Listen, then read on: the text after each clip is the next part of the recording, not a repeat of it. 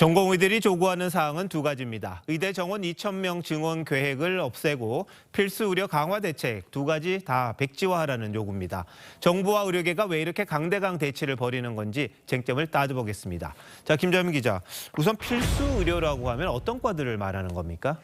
네, 통상 내외산소라고 부르는 과인데요. 이 환자 생명과 직결되지만 돈은 안 되고 노동 강도가 높아서 이 전공의가 기피하는 과입니다. 정부와 의료계 모두 필수 의료가 붕괴됐다는 것은 의견차가 없습니다.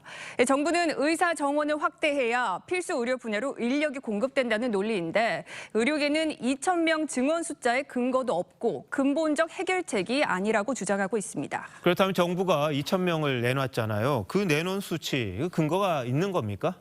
네, 정부가 근거로 둔 전문가 보고서는 3개입니다. 찾아봤더니 이 가운데 보고서 2곳에선 이 정부의 주장대로 2035년에 의사 약 10,000명 정도가 부족할 것으로 보고 있습니다.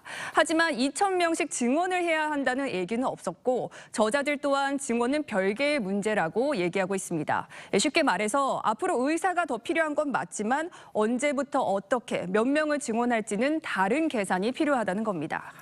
자, 그런데 정부가요, 필수 의료 정책 패키지 이걸 내놓은 건 의사들의 근무 환경을 좀 좋게 하겠다 이런 취지 아니겠습니까? 그런데 왜 반대하는 겁니까? 네, 의도는 그럴 수 있지만 의사들은 체감할 수 없다고 주장을 합니다.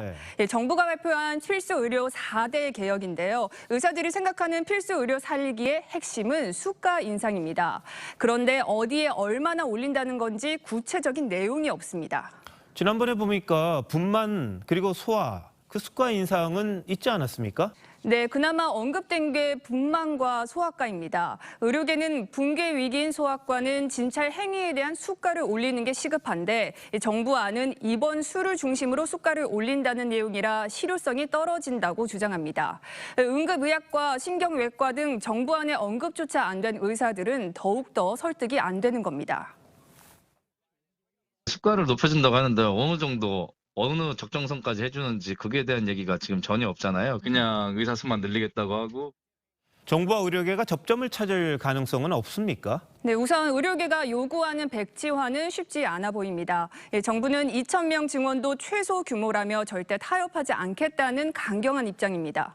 다만 필수 의료 정책 패키지의 경우 정부도 오늘 필수 진료 과목 수가를 재논의하자고 한 만큼 의료계와 접점을 찾을 수 있을 것으로 보입니다. 지금 이 상황에서 환자들의 고통이 너무 크잖아요. 정부와 의료계가 타협점을 좀 찾아서 빨리 좀 정상화가 됐으면 하네요. 김담 기자, 잘 들었습니다.